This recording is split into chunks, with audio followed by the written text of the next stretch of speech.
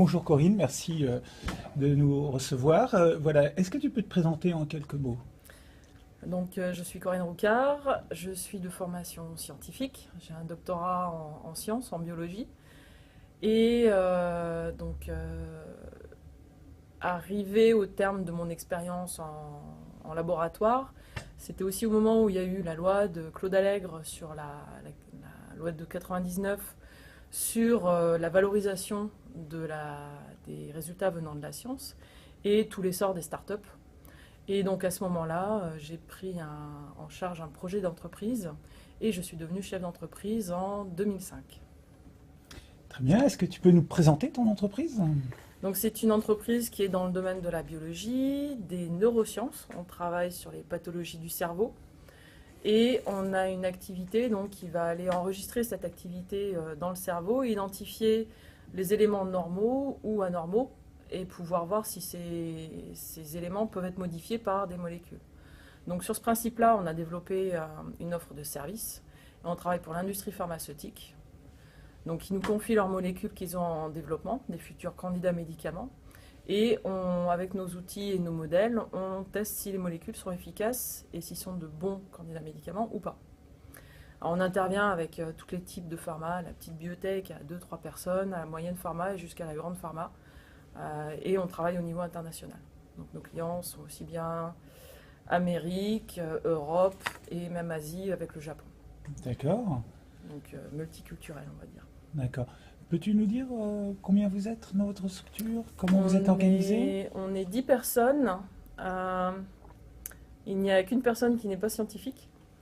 Donc notre assistante de direction et donc le reste est composé de scientifiques entre techniciens, ingénieurs et docteurs en sciences. D'accord. Donc forte culture scientifique. Comment as-tu connu le profil LDC? Alors ça a été un peu une révélation parce que en 2002, donc quand j'ai repris le projet d'entreprise, l'incubateur mettait à disposition la possibilité d'utiliser le profil Success Insight, donc qui était basé sur les 4 cadrans ou profil disque aussi que l'on appelle. Et j'étais assez étonnée de répondre en répondant à une liste de questions, d'avoir un profil qui me décrivait mais quasi parfaitement quoi. Et donc ça a été le premier contact avec le profil des 4 cadrans, l'étape d'après qui a pour moi dans le profil LDC par rapport à ce que peut être disque ou HBDI. On a continué à collaborer quand j'ai monté l'entreprise, etc. Avec le profil LDC et pour moi c'est vraiment un outil qu'on utilise au quotidien et qu'on utilise de plus en plus. Alors au début on l'a utilisé au niveau de la direction, on avait fait un profil de direction sur Ouais. les fondateurs et c'est vraiment intéressant de voir au niveau des interactions. Et puis en fait on s'est rendu compte très vite qu'on aurait un intérêt considérable à l'utiliser en recrutement. Et on a fait la différence avant et après intégration du profil LDC dans les recrutements. Et c'était vraiment un apport considérable. Parce qu'il ne suffit pas d'avoir un CV avec des compétences qui sont certainement justes et de rencontrer une personne et d'avoir un feeling. Mais il faut savoir ce qu'on attend vraiment du poste qui est ouvert et est-ce que la personne a vraiment le potentiel d'habiter le poste. Et avec nos outils de perception humaine, on n'a pas forcément Mm. toutes les possibilités, je dirais, objectives d'avoir cet avis-là. Et le profil nous le donne. Et D'accord. vraiment, donc, limite, nous maintenant, on fait passer le profil aux personnes. Et si le CV nous va, si le profil correspond au poste qu'on a défini, bah, on sélectionne la personne pour un entretien. Et après, D'accord. on fait passer voilà, au niveau du feeling, est-ce que ça passe bien au niveau humain. D'accord. Mais c'est vraiment un de nos critères de sélection maintenant, Ok. à condition d'avoir correctement défini le poste Ah bon. et le profil correspondant avant. Ouais. Ouais. D'accord. Donc ça vous a apporté un éclairage extérieur au moment du recrutement. Ouais. C'est un des. Mm. Est-ce qu'il y a d'autres usages que vous avez fait du profil en dehors de Alors, cet aspect recrutement? on l'utilise bien sûr pour tout le suivi quotidien des personnes, Mhm. management humain. On est passé depuis 2011 en méthode agile, Mhm. donc avec l'utilisation du process Scrum. Mhm. Donc aussi, ça veut dire autonomie des équipes de réalisation. Donc ça nous a aussi permis de voir, et avec les personnes qui sont rentrées dans l'entreprise depuis, d'être sûr d'avoir des personnes qui sont autonomes. Et le profil est quelque chose, un outil qui nous permet aussi de pouvoir juger ça. Et donc, ça nous a permis aussi d'avoir des personnes, de savoir que notre équipe est composée de profils complémentaires. Et du coup, les postes qu'on a eu à ouvrir en recrutement après, les profils de personnes, on les a aussi calibrés en fonction de ce qui nous manquait. D'accord. Donc l'objectif en termes d'agilité a été d'avoir les 4 cadrans à peu près tous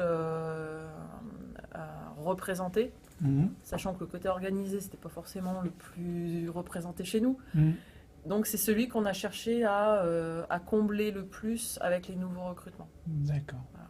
Donc ça a été notre objectif aussi d'utiliser le profil comme outil pour avoir une équipe la plus agile possible.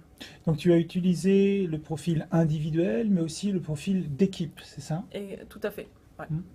Effectivement. Pour voir la complémentarité ou pas de l'équipe. Ouais. D'accord.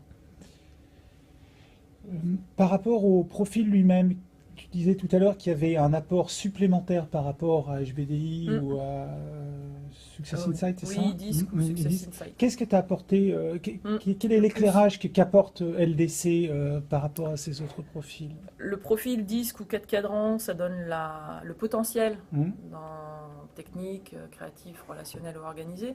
Après, la personne est à un niveau d'évolution individuelle et personnelle qui fait qu'elle va pouvoir plus ou moins utiliser ce potentiel. Et l'aspect prise de risque, prise de décision et sécurité donne cet éclairage-là. D'accord. Quelque part, ça donne accès à la maturité de la personne et si la personne est en pleine possession de son potentiel ou pas. On peut aussi faire le choix de recruter une personne qui est junior, et ça peut se voir avec ces indicateurs-là, mais on le fait en connaissance de cause. On sait que c'est une personne, on a détecté un potentiel, on sait qu'elle peut évoluer, mais on sait aussi que la limite, c'est qu'elle est encore un peu immature et qu'il faut lui donner un accompagnement en conséquence. D'accord. Je reviens du coup sur, je disais qu'on a voulu une équipe agile, mais donc du coup des personnes autonomes. C'est des indicateurs, en particulier au niveau de la sécurité, et du coup, en fonction des profils, de la prise de risque ou la prise de décision, qui nous permettent de juger si une personne est autonome ou pas. Si on a une personne qui a 5% en prise de risque, dans une équipe autonome, on ne va pas la prendre. Ça va être difficile dans une start-up, effectivement. Ah oui, en plus avec effectivement un environnement qui est encore... c'est un peu tous les jours comme ça, et puis c'est un environnement dynamique qui bouge, on n'est pas dans de la routine. Donc quelqu'un qui est très organisé, très relationnel et qui a besoin de sécurité, et sa sécurité propre est relativement peu élevée, chez nous ça ne tiendra pas. Ce sera difficile pour la personne aussi. Tu me disais qu'il y avait un lien entre les méthodes agiles et la capacité à utiliser le profil. Est-ce que tu peux faire ce lien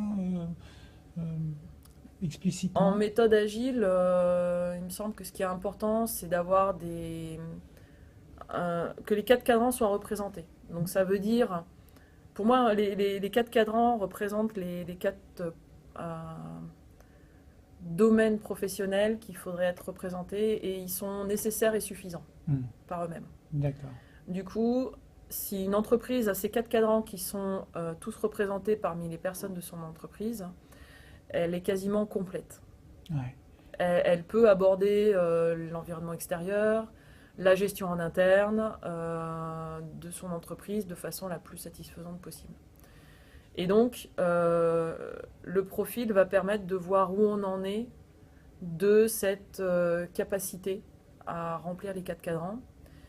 Après, il y a un gros avantage au profil que je vois, c'est que ça permet de connaître de façon neutre la personne que l'on a en face de soi. Et du coup, de moins être dans l'émotionnel quand il y a quelque chose qu'on ne comprend pas chez la personne, un comportement qu'on ne comprend pas, et ça donne un éclairage objectif sur comment est la personne. Et du coup, ça permet de vivre plus facilement au quotidien avec des personnes différentes. D'accord. Donc d'anticiper les éventuels problèmes Voilà, entre aussi. certaines personnes Ouais. par rapport Ouais. à Mm. cet éclairage. Mm. Alors c'est sûr que l'agilité, on vise effectivement à avoir des profils différents, complémentaires. Donc on a besoin d'avoir des profils, des personnes organisées. On a besoin d'avoir des personnes qui sont créatives, qui sont dans l'innovation. Mais on a aussi besoin quand même de structuration, des choses un peu carrées. Et c'est des choses qui peuvent sembler opposées. Mais on a besoin vraiment que des personnes représentent une partie ou plus en totalité ces choses-là. D'accord. Et donc, les compétences en elles-mêmes, c'est bien qu'elles soient représentées dans l'entreprise. Si tu avais, on voit que tu es satisfait de l'utilisation de ce modèle, que tu l'as utilisé depuis de nombreuses années dans ta structure avec un certain bonheur. Quelles sont les limites pour toi de l'utilisation du profil? Qu'est-ce qu'il faut, qu'est-ce que tu donnerais comme conseil à des futurs utilisateurs du profil en termes d'utilisation de ce modèle? Moi, j'y vois un biais personnel, c'est que moi, je suis tellement satisfaite qu'à un moment, j'ai tendance à penser que profil. Ah oui. C'est-à-dire que quand je suis en interaction avec une personne, automatiquement, je vais me dire, bon, alors elle est technique, créative, relationnelle, machin. Et du coup, bon, chaque personne est différente, mais on a le risque, c'est peut-être de caser les personnes dans des cases. Donc ça stéréotype un petit peu trop, un petit peu ouais. Mais en même temps, c'est vrai que alors, on peut se dire aussi qu'une personne doit être comme ci et comme ça sur le profil. Il faut quand même faire attention.